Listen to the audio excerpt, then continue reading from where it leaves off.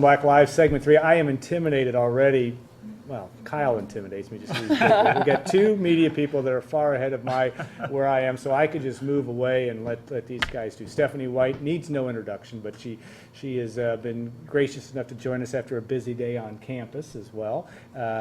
You were on campus for the Purdue Advisory Committee. Mm-hmm. Tell us about that and what all that transpired. Oh, it was just fun to be around other former athletes who really take a vested interest in the things that are going on campus, to see the progress that has already been made, and the progress that has yet to be made in terms of all the things going on in the athletic department. I think that the greatest eye opener for me is just looking at the facilities and seeing the progress that's been made and where you need to go in order to get great recruits, and sort of getting a behind the scenes look. So it was a lot of fun. I was going to say, did you talk about the $60 million football project? Briefly discussed that, Yeah. but saw a lot about some of the things that are going to take place Yeah. within that project. Which is pretty awesome. It's pretty amazing. Very, very, very awesome.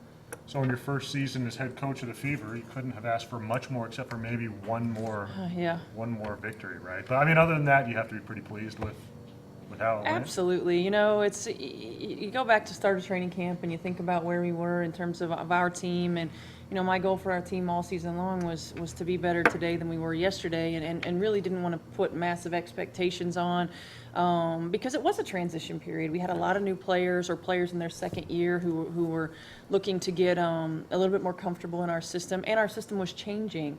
And so for us, I think one of the biggest things was I wanted this year to lay a foundation, and we really just went on the West Coast and found a new confidence level in one another, really kind of started clicking on the offensive and defensive end of the floor, and hit our stride at the right time. And we were fortunate enough to be able to gut out a few victories in the early rounds of the playoffs, and then put ourselves in a position to play for a championship. And we did fall short, but at the same time, you look back over our season as a whole, and I'm just really, really proud of our team and proud of our group, because we have a great group of women and competed at the highest level every single day. Yeah. So WNBA Finals then is the foundation, so everything else is awesome. Yeah, I mean, everything else is like, come on, set the bar high. There you go.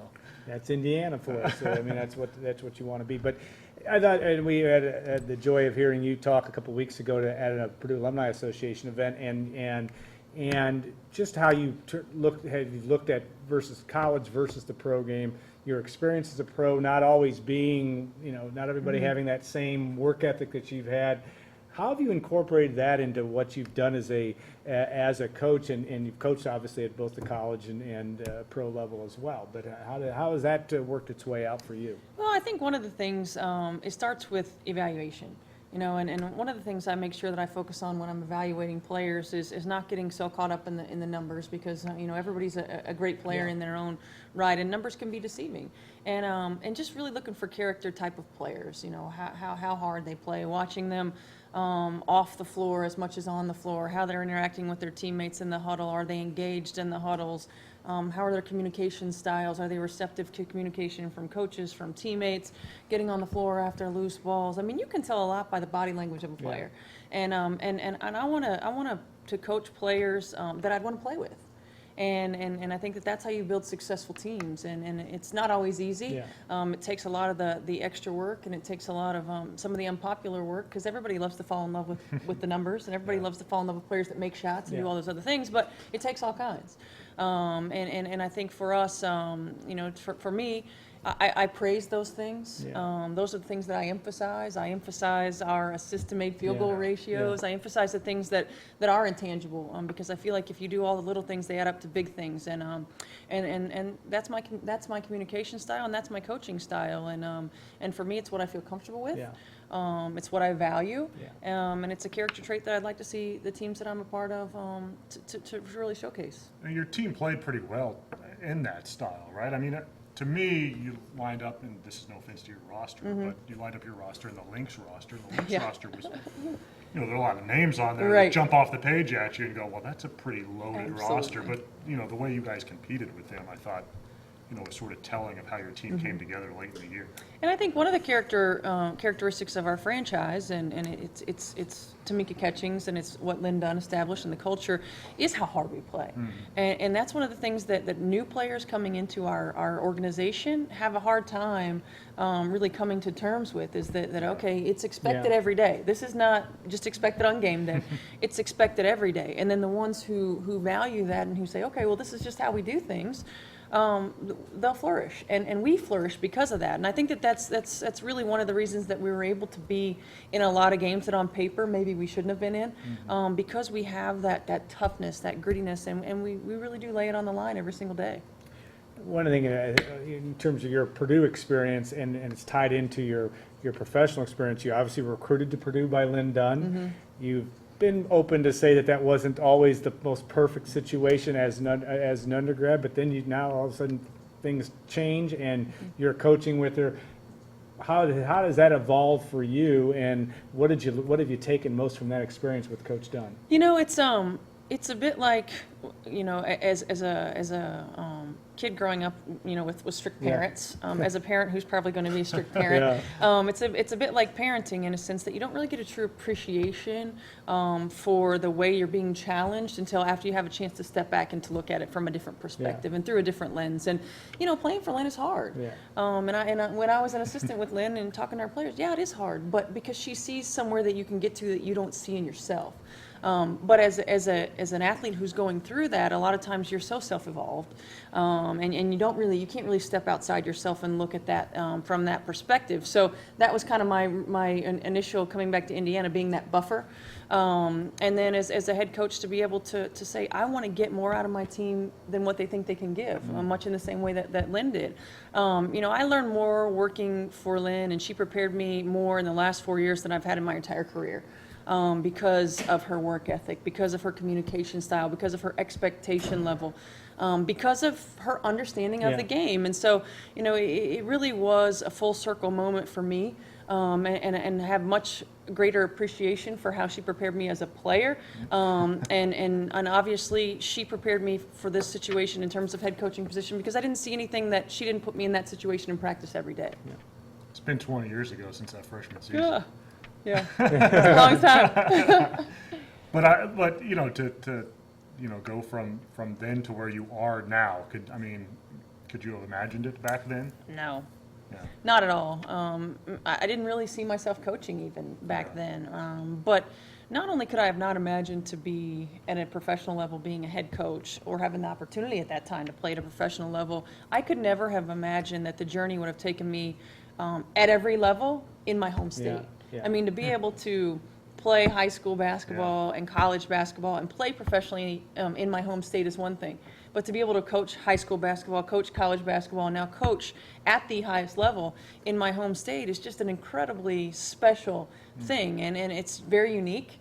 I certainly understand that it's very unique, and to be a part of the very start of the Indiana Fever franchise as a player, the very first championship as an assistant coach, and now being able to take over as a head coach of a franchise that I started with it's really, really unique and really special. Parent of 3 children, and yet you balance this schedule of basketball and then on to BTN here before long. And when is that starting? When is your first? It's actually starting, I think my first game's December 3rd for BTN, Yeah. How do you do that? And the Pacers. And the Then the Pacers, Pacers, yeah. and a little bit of ESPN here. I just try to take it day by day. It's always good to stay employable, first of all. So it's always good to have a few things on the resume.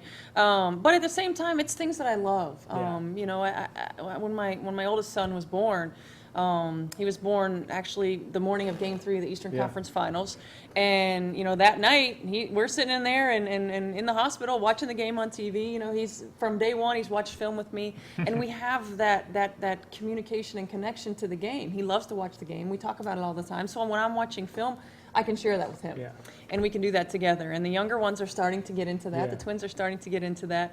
But I want them to see a strong role model in terms of work ethic, in terms of being passionate about the things that I do, in terms of being able to see you don't have to have a typical job to have jobs. You have to love what you do, and that every single day I go to work, I do it with a smile on my face. And I think that's just as important of a lesson to teach them. day in and day out. And I'm just really lucky to have the jobs that I have, and I want to do it for as long as I can, and continue to enjoy it. Yeah. You keep coaching forever at the professional level, or will college draw you back one day? Yeah, you just can't ever. There's nothing that can really replace the spirit of college athletics. Yeah. I'm gonna keep coaching wherever I have a job. But at the same time, and I love to do TV. I really do love to do it. But Yeah. coaching's my passion, and that's always going to be something that's going to take priority over the television. Any time, and whether that be at the pros or at the college level, I don't know. But I certainly am enjoying the opportunity that I'm having right now, and trying to just take a moment to reflect and enjoy the season that we had, and then turn gears.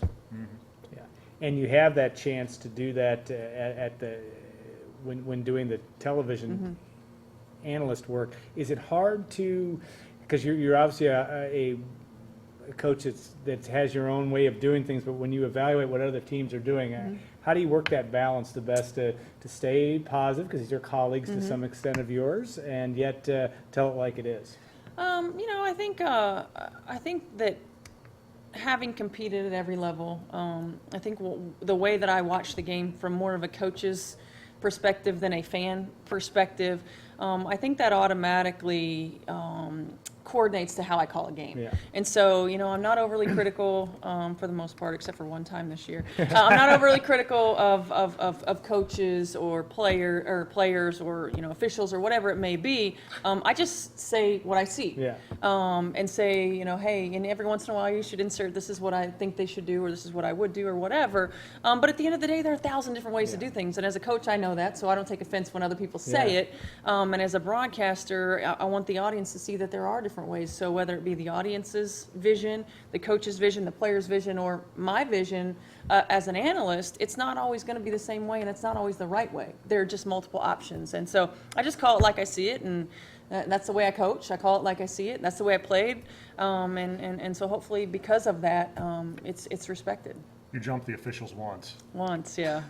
It didn't make me feel good either. Did anything come of it? No, actually, I was very lucky to have not gotten fined for that. But I don't know that I would change things. I think as a player, you want to know that somebody has your back, and as a coach, I want to have my players' back. Right. Yeah. Part of it, doing the job at the level that you do it. Big Ten this year in women's basketball, the Boilermakers, your alma mater, trying to make a big turnaround. Obviously, a disappointing season last year. What do you see from Purdue, but also around the league? Who are going to be the teams? Obviously, Maryland is going to be awfully strong, but who do you see? Well, I think it's going to be a really tough league, and I think Ohio State is going to be really good. They surprised some people last year. I think this year they're going to make it even deeper into the tournament. I think next year they're a Final Four team. They could possibly get there this year, but I think with a little bit of seasoning plus transfers that'll be eligible next year, I think they're a Final Four team. Obviously, Maryland's going to be very good. I think Michigan State's going to be pretty good. Purdue's obviously going to be better. I think at some time you sustain a level of success for so long that maybe complacency sets in, and I don't mean that from a coaching standpoint or administrative standpoint. I mean just from a player standpoint. Sometimes you tend to relax, and then you kind of get reality check, and hey, it takes work. Every single day. I think Purdue's going to be better. I think that it's a league that we're going to see. We should have more teams in the tournament, more teams making deeper runs. But I think Ohio State's going. You got to keep an eye on them and what they're going to do. They have pretty good guards. They have really good guards. They have really good guards. They have transfers that weren't able to play last year. They had injuries last year. So they're going to be pretty good. How much has the league changed, you think, since you played? Not just the addition of the teams, but it seems like there's probably deeper level of talent. No question about it. The athleticism is night and day. The athleticism, the versatility, night and day. Even when I played, we played a 4-guard lineup, and we played a more versatile game of basketball, but nothing like it is now. You have point forwards, and you have multiple positions, really don't have positions. Everybody's kind of blending together. The athleticism is off the charts. Playmaking ability by individual players, by teams. I think there's no comparison in the game today than it was 20 years ago. It's just night and day difference, and it's a lot more fun to watch. you were in today's recruiting world, a 5-star player, obviously, and nationally acclaimed, coming from Seeger High School, West Lebanon, Indiana, which isn't far from here. Caleb Swanigan, we talk on the men's team. There's a lot that goes with that. I mean, the fact that you're a living legend in the state of Indiana. Caleb Swanigan may be by the time he's done. But what is it, when you come to a team and you start off with that type of pedigree coming in, what's that like? Well, I think it's a lot tougher now than it was then. I mean, you have social media, and you have everybody telling you how good you are, and everybody telling you how bad you are, and everybody, screaming and hollering at you through your cell phone or whatever else. So, I think it's a little bit different now in terms of just the overall overreach of people in general. So, I think the pressures that he has much different than the pressures that I had. And I felt a lot of pressure. Yeah. So, I think one of the things, for him, and one of the things that happens when you get to college sometimes is you are in a little bit of a bubble. You are a little bit isolated, but that's a good thing.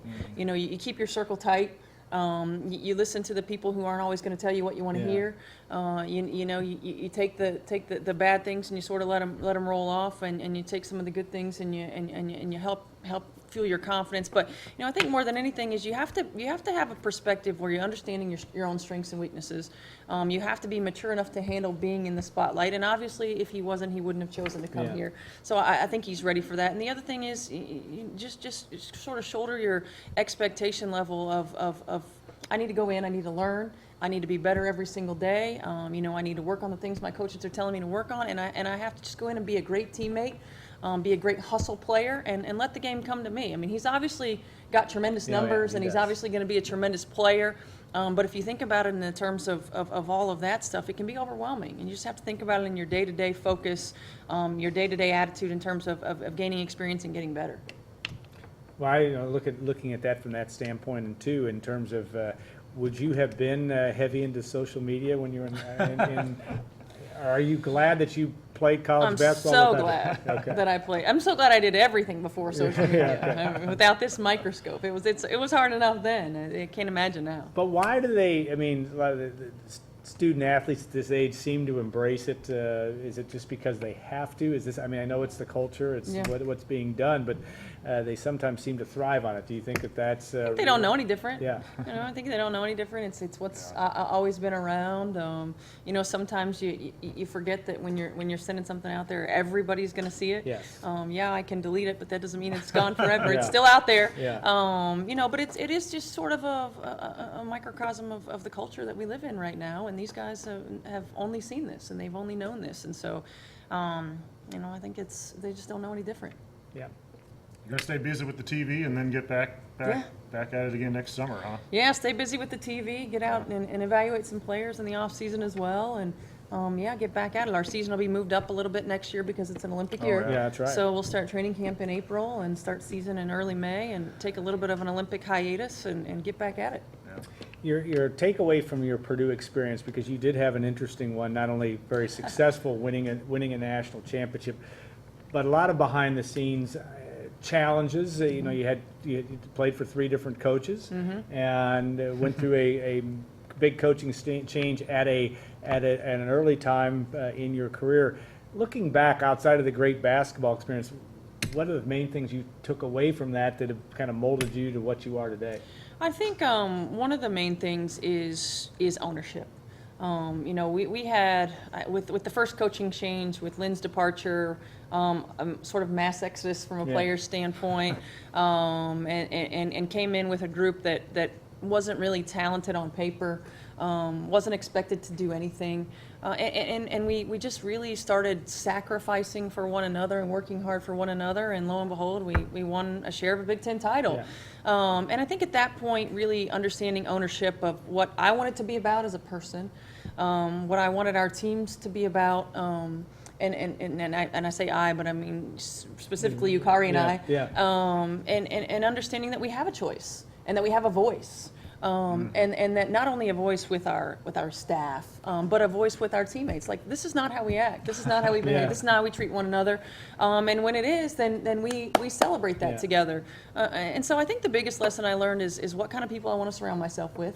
To take a little bit more ownership in terms of leadership and setting boundaries and ground Yeah. rules about how we're going to play and how we want to be together, and allowing that to sort of dictate decisions that I've made throughout my life. It's not about always having what's perceived from the outside as the best job. It's about being around the best people.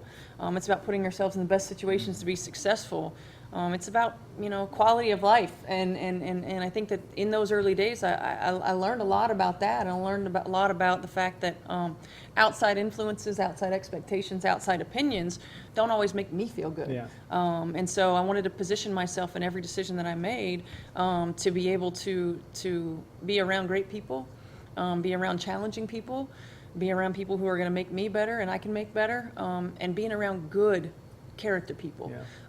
And those are the kind of kids I want to coach. And I think that's the biggest lesson I learned. Yeah. How did all that early turmoil in your Purdue career help you as a senior? Did it help a lot? Yeah, I think it helped a lot. I mean, shoot, before that, I don't know that I've ever hit as much conflict. You kind of smooth sailing all through school. You're very sheltered, and you don't have a lot of, fortunately for me, I had a lot of athletic success, academic success. Yeah. And that was the first time that it was like you get punched in the gut. Okay, so how do you respond to that? How do you respond to adversity? Did I anticipate playing for 3 coaches in 4 years? Absolutely not. But I'm going to work for and with a lot of different people. Yeah. And so it really prepares you for being able to work with a lot of different people. Things aren't always going to go the way you want them to go. How do you respond from that? How do you rise above that? How do you incorporate new personalities, work with new personalities, work for new personalities? So I think all of those different dynamics with teammates, with coaches, helped me be able to sort of pan out the career path that I have right now and work with a lot of different people. The fairy tale basketball career, though, is kind of you in some ways, at least on the surface. I mean, you've at Seeger and the legendary games here in front of in high school, but then coming to Purdue and bringing your posse from Purdue's never had anything quite like that, maybe with the exception of Rick Mount, I think, during the day. You've gone to a WNBA championship. Is that just still amazing to you that this? I mean, they're going to make movies about this kind of stuff. Yeah, I think it is. It's somebody asked me once about if I really had a chance to step back and to look at some of the accomplishments, and I don't, because I'm always thinking about the next one. Yeah. And that's good, that's bad, that's probably good, bad, and ugly, because you don't take a chance to reflect on some of the things that I have accomplished or we have accomplished. But it is because I'm driven, because that's gone, and it's not about the accomplishments, it's about the way we accomplish. Like the special thing about this year, whether we would have won or not, was the way it happened.